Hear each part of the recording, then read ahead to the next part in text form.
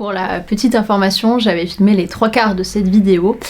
Et puis je me suis aperçue que la caméra avait coupé. Et pire, je me suis aperçue qu'en fait, je ne pouvais pas utiliser tout ce que j'avais filmé parce que le micro ne fonctionnait pas d'une vidéo. Donc si vous me connaissez, et si vous connaissez ma tendance à la digression, vous savez que j'ai perdu plus d'1 heure de rush, quoi, voilà.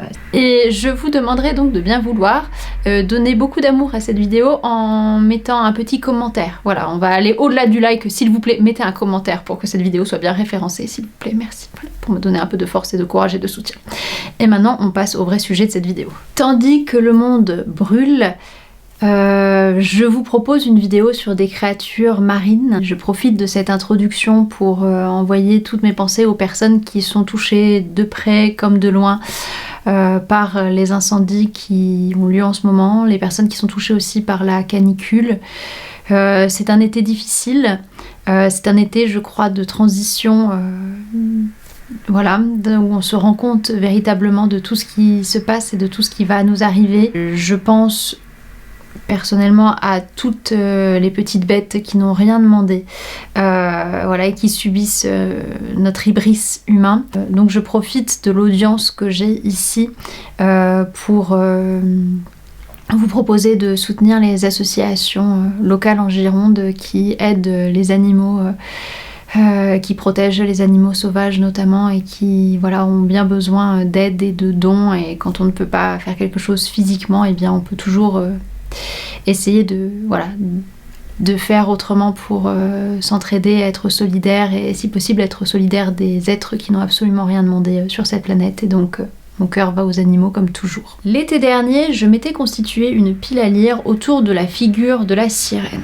parce que, bon, je vous l'ai dit dans la vidéo précédente, mais j'aime énormément la mythologie grecque. Donc très vite, ai-je développé une fascination pour les créatures marines, les sirènes enchanteresses avec leur voix qui conduisent Ulysse et ses marins, etc., etc. Je n'ai toujours pas été voir l'Odyssée, voilà, si vous vous posiez la question, sachez que vous n'aurez toujours pas mon avis pour l'instant. Et aussi, je suis de la génération qui a grandi avec La Petite Sirène de Walt Disney. Et bonus, je vous en parlais dans ma vidéo Starter Pack sur les livres du Moyen-Âge. En fait, quand j'ai commencé à m'intéresser vraiment à la littérature médiévale et aux figures médiévales, je n'ai pas pu passer à côté de la figure de Mélusine. Et Mélusine qu'on peut rapprocher de la figure de la sirène, ou en tout cas dans cette vidéo, je vais me permettre de le faire. Puis j'ai grandi avec H2O, bien évidemment, aussi. Moment générique.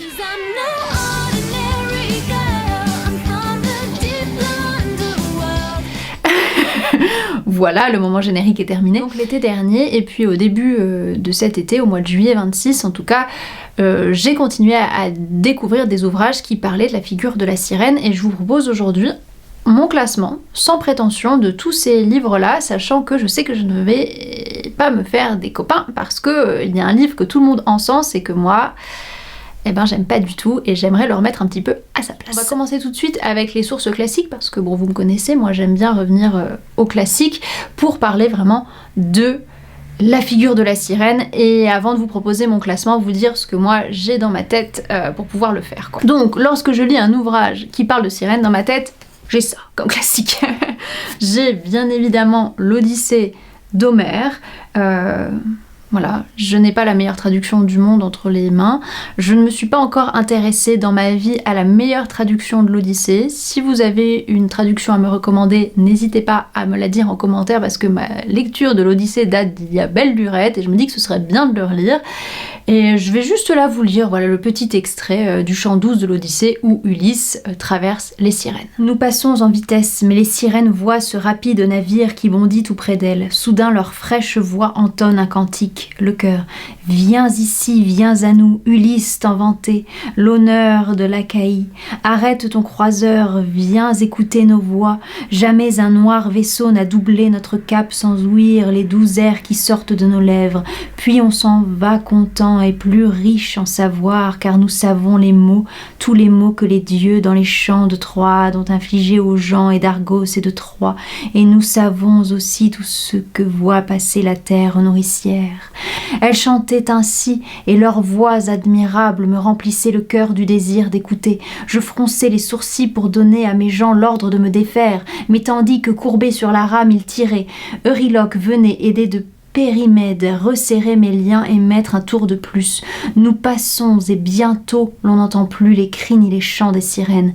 Mes braves gens alors se hâtent d'enlever la cire que j'avais pétrie dans leurs oreilles, puis de me détacher. Sachant que dans l'Odyssée, la figure de la sirène, c'est pas du tout la femme poisson qu'on a dans notre imaginaire aujourd'hui, hein, pas du tout, c'est plutôt ça, le visage de la sirène dans l'Antiquité.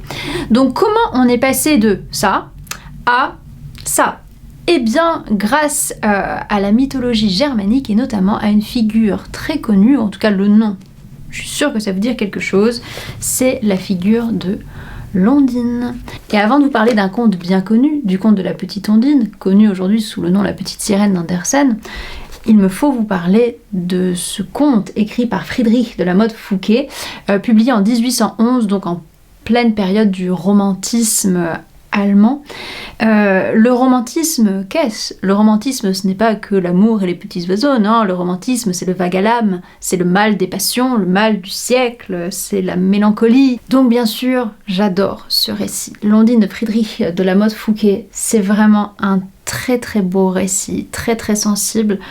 Bon, si vous connaissez l'histoire de la petite sirène, vous doutez que la fin, voilà, c'est pas une fin à la Walt Disney, quoi. Dans ce texte, on a un chevalier qui est promis à une dame, qui vit sa vie de jeune chevalier, de jeune et beau et noble chevalier, et en fait qui va croiser la route d'une créature qui le subjugue, qui le bouleverse, qui le fascine, qui est la petite Ondine. Et ce récit est vraiment très très beau. Je pense vraiment que si vous aimez la petite sirène, la petite Ondine, il faut que vous lisiez ce Ondine-là de la Motte Fouquet, parce qu'en plus ça se passe dans ce Moyen-Âge allemand fantasmé, quoi. Enfin, il y a quelque chose qui moi me fascine réellement dans ce récit. En plus, j'ai une édition chez Rivage Poche avec les illustrations de monsieur Arthur Rackham, s'il vous plaît. Un petit extrait de l'Ondine de Friedrich de la Motte Fouquet, parce que ça fait toujours plaisir. Le chevalier progressait courageusement, lorsqu'il entendit soudain près de lui une voix adorable. « Attention, ne t'y fie pas, c'est un sournois ce vieux torrent. » Il reconnut ses doux accents et resta médusé. La lune venait de disparaître derrière les nuages. Le roulement continuel des ondes lui donna le vertige, et il vit les eaux lui monter jusqu'aux cuisses à une vitesse affolante. Mais il ne voulait pas abandonner. « Ondine, existes-tu vraiment? N'es-tu qu'une nuée voltigeante autour de nous? S'il en est ainsi, je ne veux plus vivre. Je veux être une ombre comme toi, Ondine, ma douce Ondine. » À peine avait-il lancé ces mots qu'il s'engagea plus avant dans le torrent. « Prends garde à toi, jeune et belle insensée, » fit encore une voix toute proche. Le chevalier jeta un œil sur le côté, la lune s'était remise à briller, et sous les branches entrelacées, sur un îlot que l'inondation avait formé, il aperçut Ondine, gracieusement allongée dans les herbes fleuries. Avec quelle joie désormais décuplée, il s'appuya sur son bâton. En quelques pas, il franchit le flot qui le séparait de la jeune fille et se trouva vite auprès d'elle sur la pelouse, cachée et protégée par les arbres séculaires. Ondine se redressa un peu, passa les bras autour du cou du chevalier et l'attira à côté d'elle sur son lit de verdure. Forcément, j'enchaîne avec La Petite Ondine de Hans Christian Andersen, qui est un conte bien connu. Oubliez Ariel et le roi Triton, oubliez Ursula. Là, dans ce récit, pareil, c'est empreint. Ce conte-là, il est empreint de la mélancolie d'Andersen. De toute façon, Andersen, c'est le roi des contes qui finissent mal, et pourtant dans une langue vraiment très très belle, très très mélancolique aussi. Il y a quelque chose du romantisme qui traîne encore chez Andersen, ce conteur danois. Et si vous êtes intéressé par la figure de la sirène, de l'Ondine, savoir les différences, tout ça, il y a un podcast qui a été fait il y a quelques années sur France Culture avec un intervenant fascinant, qu'on a envie d'écouter pendant des heures, qui nous parle de la petite Ondine, donc de la petite sirène, qui nous parle de la figure de l'Ondine, qui nous parle de la figure de la sirène, de l'évolution, etc., du conte en lui-même. Je vous glisse le podcast en barre d'infos et vraiment allez l'écouter. Moi, je l'écoute une fois par an, au moins, ce podcast, tant je suis bouleversée par la manière dont l'intervenant a de raconter l'histoire de la petite Ondine, et et ses ramifications. La petite Ondine. Loin en mer, l'eau est bleue comme les pétales du plus beau bluet et claire comme le verre le plus pur. Mais elle est profonde, trop profonde pour qu'aucune ancre puisse atteindre le fond. Il faudrait poser un grand nombre de tours d'église les unes sur les autres pour monter du fond à la surface. C'est là, en bas, que les ondins ont leur demeure. Mais n'allez pas croire qu'il y a là seulement un sol nu de sable blanc, non. Il y pousse les arbres et les plantes les plus étranges, dont les tiges et les feuilles sont si souples qu'elles s'agitent au moindre mouvement de l'eau, comme si elles étaient vivantes. Tous les poissons, grands et petits, se glissent entre les branches, comme ici les oiseaux dans l'air. À l'endroit le plus profond se trouve le château du roi de la mer. Les murs sont en corail, et les hautes fenêtres pointues en ambre jaune transparent, et le toit est fait de coquillages qui s'ouvrent et se ferment selon le courant de l'eau.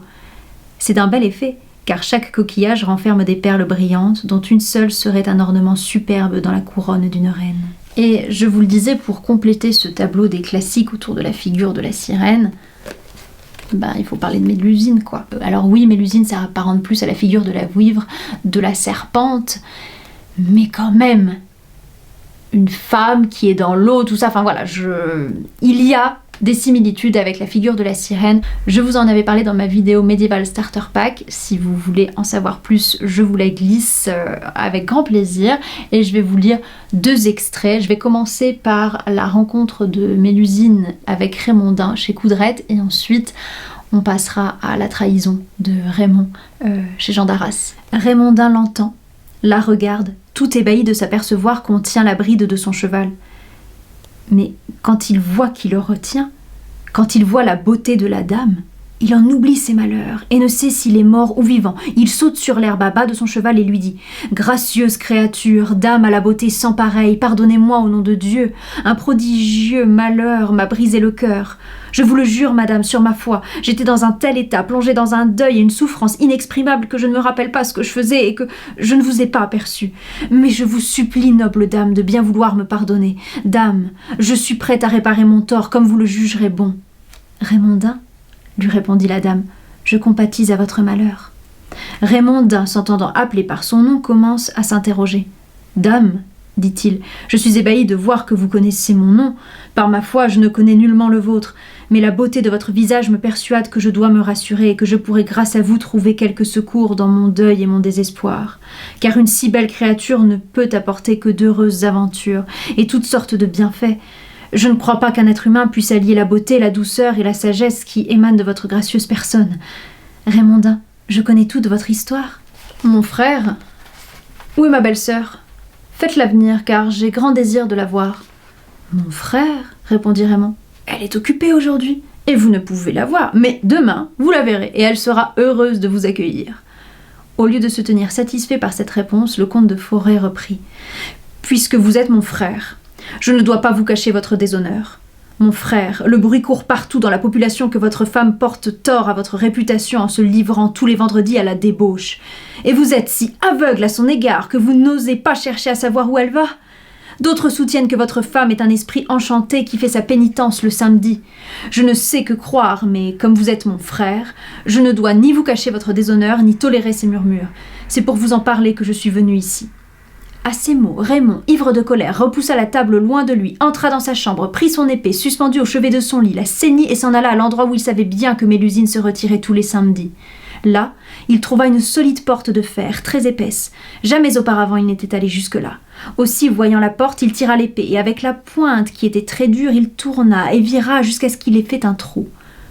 Il regarda alors à l'intérieur et vit Mélusine dans un grand bassin de marbre, avec des escaliers qui descendaient jusqu'au fond.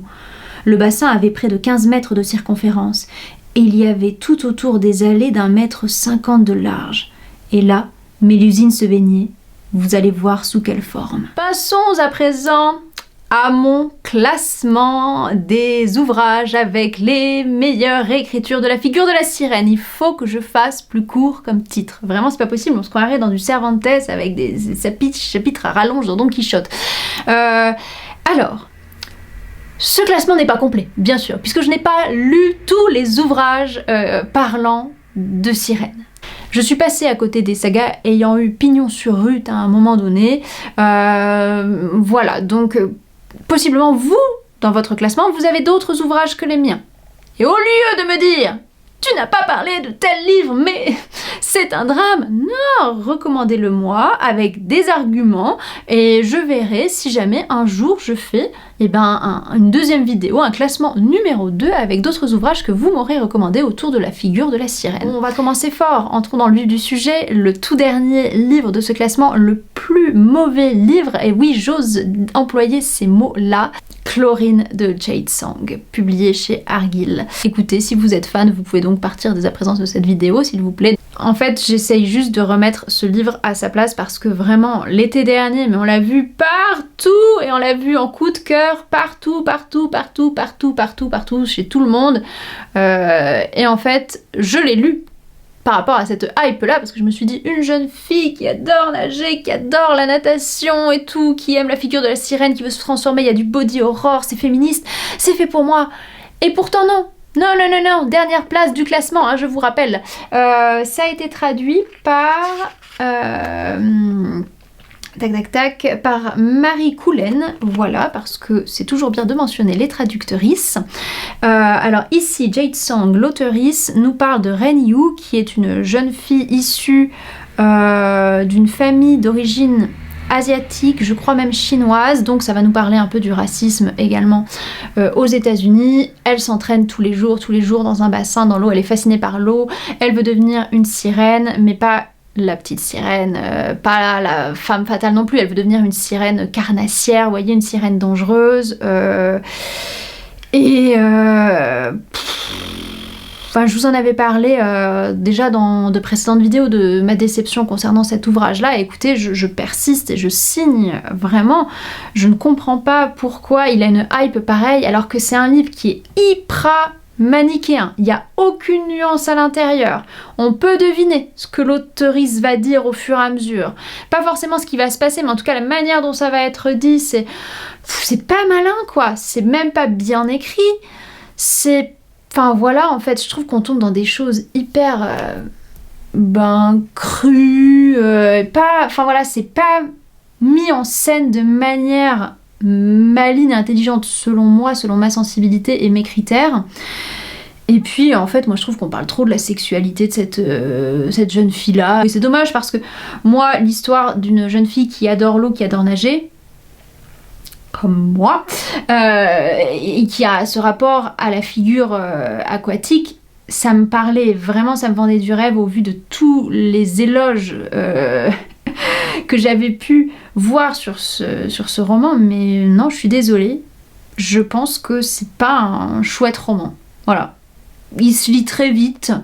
Voilà, c'est le seul point positif que je dirais à ce roman, voilà, c'est que ça se lit vite, donc chapitre 4. Les humains sont la ruine des mythes. Qu'ils terrassent les maisons, brisent les cœurs ou trahissent la confiance, l'état d'un mythe empire toujours après leur introduction. J'ai lu un nombre incalculable d'histoires de sirènes retirées de force à leurs océans, condamnées à des mariages avec des hommes, affligées de gorges sans voix. Les leçons de mes ancêtres m'avaient averti de fermer mon corps aux avances humaines. Mais j'étais si seule. En y repensant, je pense que Cathy aussi était seule. Après le tampon ensanglanté, elle était si déterminée à devenir mon amie. Aucune de nous ne s'intégrait à nos coéquipiers. Elle était trop dodue et nageait trop lentement. Mais je l'ai toujours trouvée belle. Les standards de popularité des adolescents humains étaient intransigeants, et surtout pour les athlètes. Cathy ne pouvait correspondre à leurs attentes. Cathy était le genre de fille blanche aux yeux bleus qui me rappelait la carte Yu-Gi-Oh que je convoitais lorsque j'étais plus jeune, le dragon blanc aux yeux bleus. Et comme les yeux bleus et la blanchité, j'ai fini par apprendre que le dragon blanc aux yeux bleus n'était qu'une construction, lui aussi. Un frêle morceau de papier cartonné, sa valeur attribuée par un mystérieux pouvoir supérieur. Je pouvais aller sur internet et acheter 1 million de cartes dragon blanc aux yeux bleus, et de la même manière, je pouvais descendre la rue de notre banlieue et voir des filles blanches aux yeux bleus partout. On en trouvait par paquet de 12. Je ne sais pas si je pourrais encore me payer un paquet de 12 de quoi que ce soit aujourd'hui, la faute à l'inflation. Vous voyez, c'est même pas bien écrit quoi. Mon dernier livre de ce classement, et j'en suis la première surprise, c'est Visqueuse de Morgane Cossarieu. Vraiment, il est quand même nettement au-dessus de Chlorine. Visqueuse, ça s'intéresse plus à la figure de la vouivre que à la figure de la petite sirène, de l'ondine, tout ça. Morgane s'est servie, c'est une autrice déjà que j'adore, Morgane. Je lis tout ce qu'elle écrit. Je suis une vraiment une fan, une admiratrice de son style. C'est très très cru, hein. Par contre du Morgane Cossarieux, attention, celui-là pour public averti, c'est pas pour les âmes sensibles. Ça décrit des violences vraiment innommables, il y a des scènes très très dures, il y a des scènes choquantes comme dans tous ses autres romans, mais personnellement je trouve que comparé à Je suis ton ombre, celui-ci, il est juste en dessous, mais ça va. Morgane, c'est une autrice qui est passionnée par l'horreur. Déjà, je pense que c'est notre plus grande plume francophone sur l'horrifique. Et vraiment, c'est... Voilà, si vous cherchez de l'horreur, du vrai, faut lire du Morgane Cossarieux, c'est tout ce que je dirais là-dessus. Morgane, c'est quelqu'un qui a énormément de culture. Je n'ai pas lu le roman La Vouivre de Marcel Aimé, mais ça fait partie de ses inspirations. Il y a un clin d'œil dedans. Dans Visqueuse, elle parle aussi du cinéma de l'entre-deux-guerres avec toutes ses créatures. Et ce livre se passe donc en Franche-Comté, dans l'entre-deux-guerres. Un jour, il y a un mec, un homme quelconque, hein, qui est père de famille, qui a une femme, voilà, qui... Vraiment pas une belle personne, hein, déjà de base, mais pas le pire des bougres non plus, on va dire. Pendant qu'il pêche, un jour dans un marais, il voit une créature, son front est ceint d'une pierre, et donc il se dit c'est la Vouivre, il la kidnappe, et cette créature va commencer à le fasciner, il va développer une obsession morbide pour elle, il l'enferme dans sa cave, et au fur et à mesure, son obsession va lui faire commettre des actes innommables, et c'est traumatisant pour la créature. Et cet homme a une fille qui s'appelle Huguette. Huguette, elle est handicapée puisqu'elle a une jambe blessée, elle se promène avec des béquilles tout le temps, elle est moquée par les autres et elle trouve elle son refuge dans le cinéma, en voyant des monstres à l'écran parce qu'elle se sent plus proche du monstre que de l'humain. Et ses camarades la font sentir plus proche des monstres que de l'humain, et donc Huguette va découvrir ce qu'il y a dans sa cave, voilà, ce que son père fait aussi, et elle va tout faire pour essayer de sauver cette créature de qui elle se sent proche. Et au fur et à mesure du récit, on va aussi avoir accès à l'intériorité, aux pensées de la créature. C'est horrible, hein, vraiment, il y a des choses très très dures. On ne peut pas deviner où va le roman au fur et à mesure parce que on tombe de Caribancilla, si vous me permettez un petit clin d'œil à l'Odyssée. C'est un roman qui est très très marquant. Je sais vraiment qu'il ne vous laissera pas indifférente et indifférent parce que soit on adore, soit on le déteste, mais on ne peut pas se dire ouais c'est moite, c'est tiède. Non, c'est du grand Morgane Cossarieux, mais malgré tout, c'est pas mon préféré qui manie la figure de la sirène dans tout ce que je vous présente. De Huguette la boiteuse claudiquait sur le chemin des fontaines, soulevant un nuage de poussière. Sa béquille lui blessait l'aisselle. À la vitesse où elle se déplaçait, elle en avait pour plus d'1 heure et demie de la place de l'église à la fruitière du père située aux 3 chênes à la lisière du village. Mais elle n'aurait raté ses après-midi au cinéma de fortune pour rien au monde. Sa jambe raide traînait lamentablement derrière elle tandis qu'elle se déhanchait pour avancer le plus vite possible par petits sauts. Elle n'avait pas d'argent pour payer sa place. Son père ne lui en donnait jamais. Le gentil Fernand, qui avait installé l'énorme projecteur lumineux dans l'arrière-salle de sa quincaillerie, l'avait prise en pitié, la laissant entrer gratuitement aux séances qu'il organisait l'après-midi, alors qu'il demandait 2 sous aux autres villageois. En échange, elle allait le trouver après pour lui livrer ses impressions. Fernand pouvait parler des heures de cinéma, muet ou sonore, mais il était aussi à l'écoute de ce qu'une gamine de 11 ans avait à dire, qualité rare chez un adulte. Huguette en avait souvent fait l'expérience. À présent, je vous parle d'une réécriture de La Petite Sirène d'Andersen qui n'est malheureusement plus trouvable aujourd'hui de première main puisque la maison d'édition a fermé, mais j'espère que vous pourrez vous le procurer de seconde main parce que vraiment c'est un récit qui vaut la peine qu'on le lise, qu'on le découvre. C'est Ce que murmure la mer de Claire Carbas. Carbas. J'ai jamais su comment ça se prononçait. Ce livre, c'est le 2e ouvrage qu'a publié Magic Mirror et c'est une très très belle réécriture de La Petite Sirène. Les éléments du conte sont là. C'est l'histoire de Galatée, qui est une créature marine qui va tomber sous le charme d'Yvon, un pêcheur. Ce pêcheur, il tient un journal aussi et bon, vous connaissez l'histoire de la petite sirène. Et ce qui est admirable chez Claire Carbas, c'est qu'elle conserve la fin douce amère du conte d'Andersen. Et voilà, je me souviens, ça fait longtemps que je l'ai lu, ça fait 10 ans, Et pourtant, je me souviens de l'émotion avec laquelle j'avais découvert ce récit, Ce que murmure la mer. La plume de Claire Caraba, c'est une très très belle plume qui va parfaitement à cette mélancolie, qui est travaillée, qui est pensée, qui est ornementée également. Et voilà, je suis bien triste que Magic Mirror ait fermé ses portes parce qu'on ne peut plus découvrir des autrices francophones de cette qualité aujourd'hui. C'est plus difficile de tomber sur ces pépites-là. Prologue. Je suis la dernière fille du roi des océans. Depuis la nuit des temps, les légendes de ma glorieuse famille fascinent tous ceux qui les écoutent. Personne, même sur la terre, ne peut ignorer notre nom. Notre puissance s'étend jusqu'aux profondeurs qui vous resteront à jamais inconnues et sur des immensités que vous ne savez pas imaginer. Je garde les clés de ces mondes. J'en connais les secrets. Je veille sur tous les trésors qui y ont sombré. Je nage au-dessus des mers de pierreries, de perles et d'or. Mes coffres regorgent de sesterces, de piastres, de pistoles, de liards, de doublons, de sols et d'écus. Il n'y a pas d'époque, pas de lieu qui ne m'ait livré ces monnaies. Tous les peuples terrestres payent leur tribut. Les statues destinées aux plus beaux jardins, les théières en argent, les fines porcelaines brodées de dentelles bleues, les vins dans leurs flacons, les poteries, les tiares façonnés pour des reines, c'est moi qui les possède. Je règne sur les créatures les plus puissantes du monde. Je commande aux dauphins, aux pieuvres et aux baleines. Les requins se prosternent dans mon sillage. Les raies suivent mon cortège. Mes sujets sont multitudes. Des monstres insoupçonnés, des anges de grâce, des lutins minuscules, des géants titanesques se côtoient dans un monde dont vous ignorez les règles. C'est moi qui les régis. Un geste de ma main déclenche des tempêtes. Je gouverne vagues, tourbillons, courants, marées, flux et reflux, embruns et écumes. Ma colère balaie tout. Ma splendeur vous fascine. Avouez quand même, ça claque pour un prologue. Nous arrivons bientôt au top 3, mais avant... à l'entrée du podium, il y a Into the Deep de Sophie Grisel. Là aussi, on est presque dans une réécriture de La Petite Sirène.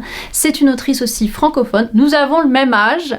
Voilà, c'est à souligner. 1994 représente. La plume est moins belle que chez Claire Caraba, je trouve. Je trouve que c'est un récit très très verbeux. Il fait 600 pages et je trouve que vraiment, bon, c'est un peu verbeux. J'ai trouvé que parfois c'était un peu plat dans le phrasé, dans tout ça. Je trouve que le personnage principal revient beaucoup sur les choses qu'il a vues, qu'il a dites, qui se sont dites. On a beaucoup de scènes où on a déjà eu cette information-là, pas la peine de revenir dessus, mais bref. Donc c'est vraiment... il vient pas sur mon podium personnel parce que l'écriture m'a pas 100% convaincue. Mais l'originalité, par contre, elle est présente dans ce récit et je pense qu'il faut vraiment le découvrir. Il se lit vraiment vite, il se dévore comme ouvrage. Ça a un petit côté La Nuit des Temps de Barjavel. Alors je sais, La Nuit des Temps de Barjavel à replacer dans son contexte parce que problématique sur certains aspects, mais quand même, si vous aimez les excursions, explorations scientifiques, tout ça, ça va vous plaire. Si vous aimiez Atlantide, l'Empire perdu de Disney, pareil, celui-ci, je suis sûre que vous allez aimer. On suit Sam, qui est un scientifique quand même de renommée internationale. Ses parents sont scientifiques aussi. Son père est encore vivant, mais sa mère a disparu lorsqu'il avait 12 ans. Elle s'est donné la mort. Elle est partie se noyer à Tahiti. Sam est un champion d'apnée également. Il est fasciné par l'eau, par les océans. Voilà, il a l'appel de l'eau, l'appel de l'océan en lui, comme il le dit. Il y a 27 ans, ses parents travaillaient sur une expédition sur une île reculée au large du Pacifique, et sur cette île il y avait un peuple autochtone qui vénérait des créatures marines, créatures qui pouvaient, selon leur légende, prendre aspect humanoïde, anthropomorphe, et avec lesquels il ou elle pouvait s'accoupler, etc., lors de rituels. Et en fait, ce peuple a décidé de disparaître du jour au lendemain, de se jeter dans les eaux du Pacifique, et la mère de Sam a été hantée par cette tragédie, et donc c'est pour ça qu'elle s'est donné la mort par la suite, et Sam est obnubilé par les habitants de cette île, les créatures marines, et c'est pour ça qu'il mène aujourd'hui une expédition avec toute son équipe de scientifiques dans les eaux du Pacifique, et il va y avoir un naufrage. Sam va trouver une créature telle qu'elle est décrite dans les légendes du peuple autochtone, et à la suite de la capture de cette créature, en fait, il va se découler énormément d'arguments éthiques sur l'homme par rapport à la nature, l'homme par rapport à l'animal, la science par rapport à, à l'éthique, si ce sont des choses qui vous interrogent, qui vous posent question. J'ai trouvé que là-dessus c'était très bien amené. On a un clin d'œil à Hamlet dans ce récit, puisqu'on a le personnage d'Ophélie, qui est la petite amie de notre héros, mais Sam c'est pas une personne recommandable hein. C'est vraiment, j'ai détesté moi Sam comme personnage principal, comme héros, vraiment j'en avais marre de le suivre, j'avais envie de le secouer, de le taper, je l'ai détesté. Il est arrogant, etc. Enfin, il a un côté Hamlet hein, de toute façon, voilà, puisque Ophélie, avec l'eau, la noyade, etc. Forcément il y a un clin d'œil à Hamlet là-dedans, c'est malin. Et même si j'ai détesté Sam, et que c'était dur d'être dans son esprit, etc., et de suivre ses réflexions. Voilà. En fait, ça fait du bien aussi dans les romans de ne pas toujours avoir des chevaliers blancs ou des protagonistes parfaits, parce que personne ne l'est, hélas, ou heureusement. Donc c'est pour ça que ce récit, il est à la 4e place, mais tout de même, vraiment, ça change, c'est novateur. À la fin, il y a le doute qui persiste et qui subsiste par rapport à plein de choses. Et en plus, ce roman, ça nous parle aussi de santé mentale, de dépression. Parce que Sam, c'est un garçon qui est hanté par la noyade de sa mère, et qui, au-delà d'avoir l'appel de l'océan en lui, a l'appel de la mort également. Et ça parle de trouver une raison de vivre, une raison de poursuivre son existence, et j'ai trouvé que c'était assez bien fait, assez sensible là-dessus. La vie, Sam, c'est tout ce que nous avons, poursuit-elle. C'est pour cela que nous devons la protéger, la respecter et la chérir. Elle est aussi miraculeuse que fragile. Nous devons profiter de ce temps infime qui nous est accordé sur cette terre, renoncer à notre ego qui se révolte face à notre propre mortalité. Certes, nous ne franchirons jamais les limites de notre système solaire. Nous ne vivrons jamais assez longtemps pour percer tous les secrets de l'univers ou contempler les étoiles naître et mourir sous nos yeux. Nous ne sommes pas destinés à être acteurs ni même spectateurs de ce grand dessin incompréhensible qui nous entoure. Nous passons là comme des fourmis dans une cathédrale, et nous disparaissons sans avoir saisi un millionième de ce que nous avons vu. La vie n'a pas de sens. Mais c'est tout ce que nous avons, Sam. Ça ne signifie pas que tu dois y renoncer. Pourquoi jeter les cartes avant même d'avoir joué une partie ? C'est la seule partie que tu pourras jouer. À notre modeste niveau d'être humain, nous pouvons connaître tant d'amour, de beauté et de gloire. Nous pouvons nous émerveiller face à la complexité du vivant et à tous ces mystères qui n'attendent encore que nous. Nous pouvons respecter et admirer cet univers si indifférent à notre existence. Nous estimer heureux d'en avoir au moins fait partie. Et nous sommes partis pour... roulement de tambour, le top 3. Et en 3e position dans mon classement, il y a Les Sirènes d'Emilia Hart, publié ici chez Pocket. Il est sorti l'année dernière en grand format. Emilia Hart, c'est l'autrice de La Maison au sortilège, où elle s'intéresse à la figure de la sorcière. C'est une autrice qui est connue pour écrire des romans avec plusieurs points de vue et à plusieurs temporalités différentes. Ici dans Les Sirènes, c'est une histoire sororale à plusieurs époques différentes, en Australie notamment, et ça me change parce que je lis pas de récits qui se passent en Australie. C'est une terre que je connais peu, j'y suis pas très sensible, j'avoue, et pourtant là j'ai été fascinée. Ça se passe en Australie en 2019. Lucie s'éveille, c'est une jeune étudiante, et elle s'éveille en train d'étrangler un garçon, et donc elle s'enfuit de l'université parce que elle a fait une crise de somnambulisme. Et en fait, ce garçon qu'elle était en train d'étrangler, c'est un de ses bourreaux. C'est un récit qui va parler des violences faites aux femmes. Et c'est très fort. À lire, ça prend aux tripes. Et Lucie décide d'aller donc retrouver sa sœur qui a déménagé récemment au bout d'une baie réputée hantée.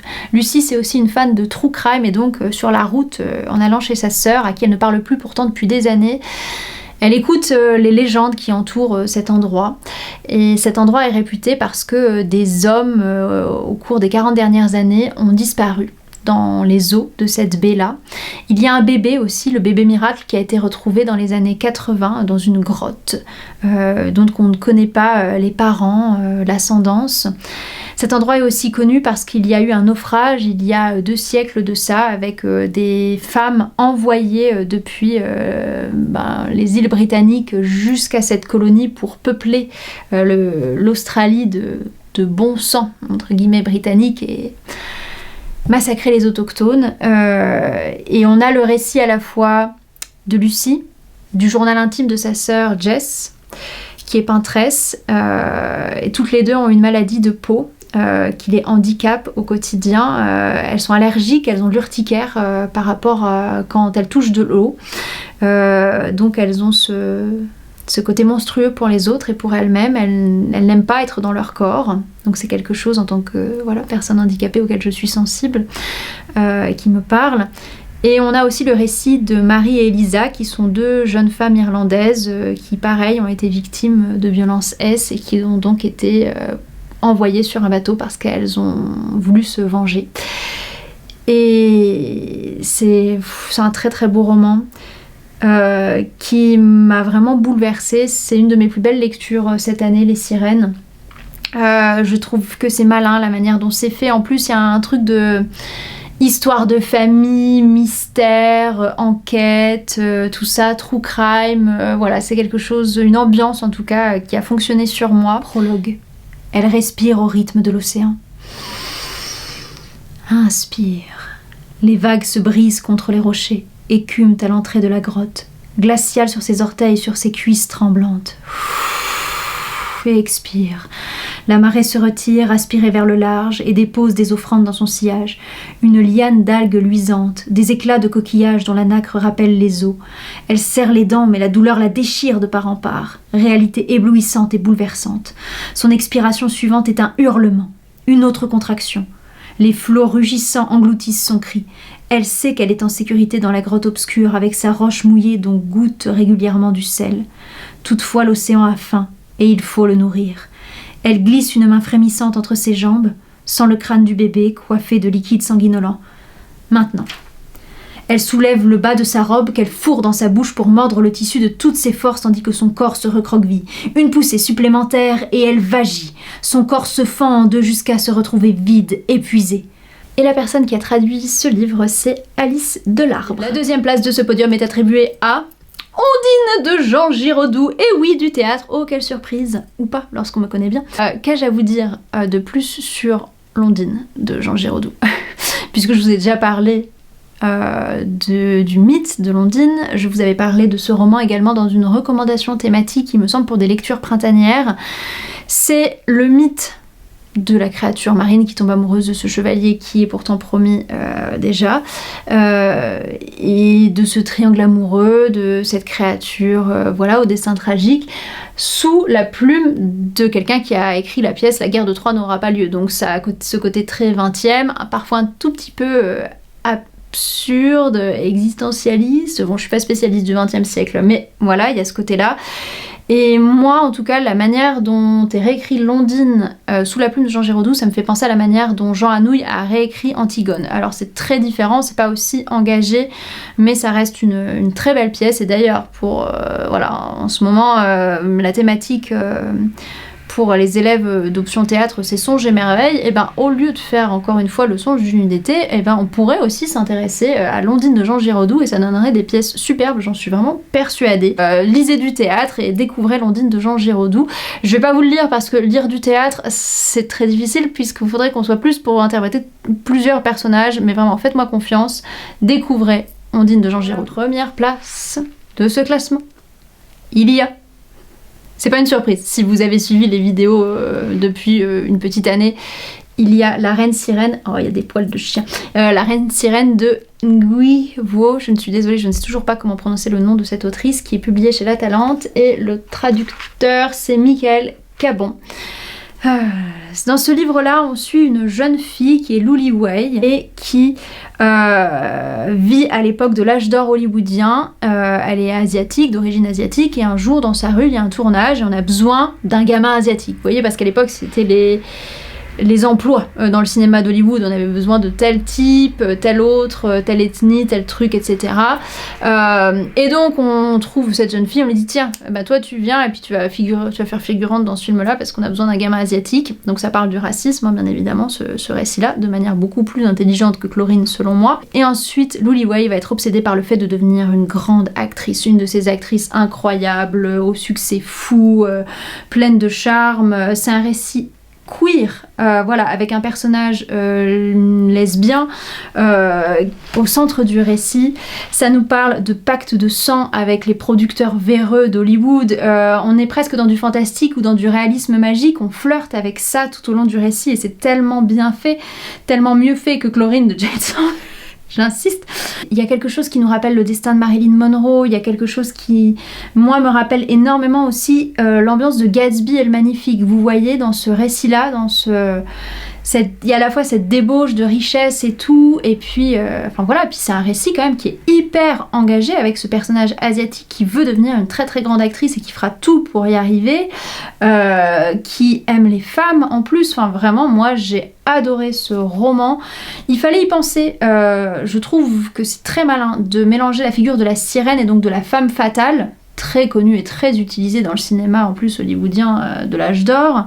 Il fallait y penser donc à cette femme fatale par rapport au mythe de la sirène, à le mettre dans une histoire qui se passe durant l'âge d'or hollywoodien. Enfin vraiment, moi je trouve que ça fonctionne, pardonnez-moi l'expression, mais du feu de Dieu. Et c'est pour ça que c'est mon numéro 1 en tant que livre qui parle, qui retravaille le mythe de la sirène. Et s'il vous plaît, lisez-le, découvrez-le, parlez-en, parce que j'en peux plus de voir Chlorine partout, alors que là vraiment, là, c'est un chef-d'œuvre. Acte 1. Au fil des ans, les studios Wolf firent courir sur moi assez de rumeurs pour remplir un jeu de tarot. L'une des toutes premières trotte encore dans les archives sur ses petites pattes. Du moins, me dit-on régulièrement l'avoir vue déguerpir entre les piles de magazines jaunis et les vieilles bobines de films nitrates rendues inflammables par enchantement. Dans ces premières histoires, je suis une adolescente de 14 ans tout en jambes, assise sur le trottoir devant la blanchisserie de son père, dans le quartier de Hungarian Hill. Je porte des fleurs de cire blanches dans les cheveux, et le légendaire Harry Lang, en personne venu récupérer un costume pour le mariage de sa cousine, s'arrête un instant pour m'admirer. « Oh là, poupée de Chine, me lance-t-il, une pomme rouge vif à la main, tu veux devenir une vedette de cinéma ?» « Oh monsieur, suis-je censé avoir répondu.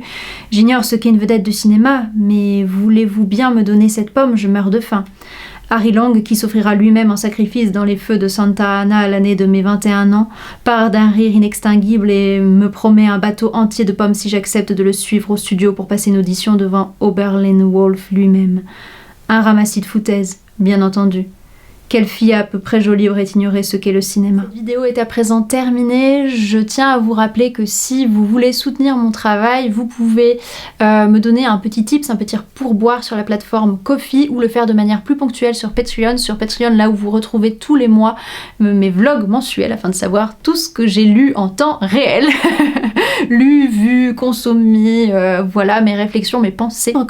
Livres que j'achète aujourd'hui pour la chaîne et pour vous faire ce genre de vidéos thématiques, je les achète exclusivement avec l'argent de votre soutien. Donc merci aux personnes qui me soutiennent régulièrement, aux personnes qui le font de manière plus ponctuelle, aux personnes qui ne l'ont fait qu'une fois. Ça suffit pour m'aider à continuer à alimenter cette chaîne et j'espère à vous proposer des vidéos pertinentes. Je vous souhaite un bel été, plein de courage à nous en ces temps où le monde brûle. À mon humble échelle, j'espère que de vous avoir proposé ces littératures parlant de créatures marines, ça vous aura rafraîchi. On va dire ça comme ça. À très bientôt pour une prochaine vidéo.